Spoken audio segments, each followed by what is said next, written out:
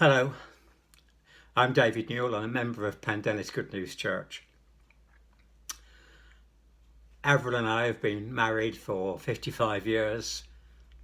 I've been retired 21 years.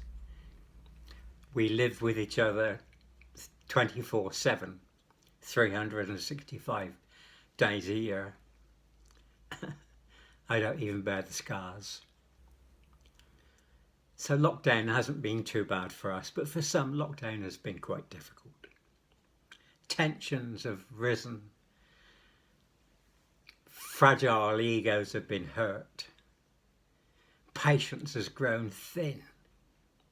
It's been difficult. And so that's what led me to think about Colossians 3 this morning. If you have a Bible, go and grab a Bible, put me on pause, and then come back. Colossians 3, starting at verse 12, although 13 is where I want to go.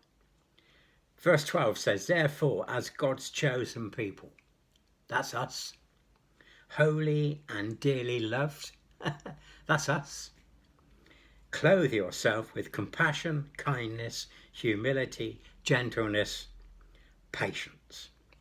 But then listen.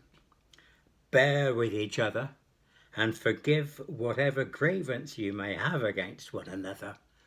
Forgive as the Lord forgave you." Now, whilst Paul is clearly writing to the church, the collective body, these words apply to us whether we're a macro church of thousands or whether it's just Avril and I sat around a kitchen table.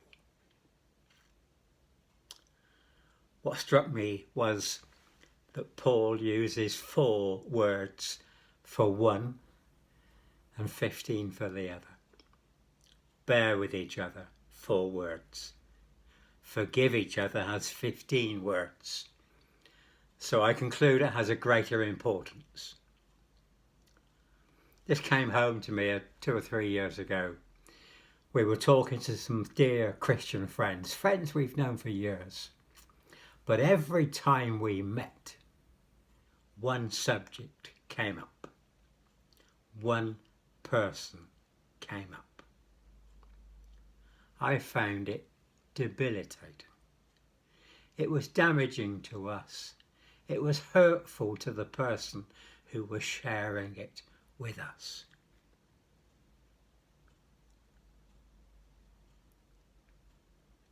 We have to approach forgiveness with vigour, with energy. Forgiveness is not optional to us. We don't have that choice. Remember the Lord's Prayer, we say, "Forgive us our trespasses as we forgive those who trespass against us." Forgiveness is not optional. But listen, Paul tells us we have to forgive in the same manner that the Lord forgave us. That's the model we have. How the Lord forgave us is how we should forgive others. I want to just give you 2 points this morning. Firstly, forgiveness comes to those who are undeserving.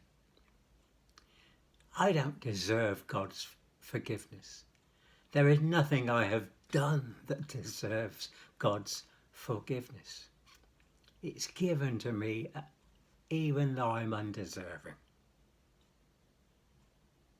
Yet all of us have rebelled against God in some way or another.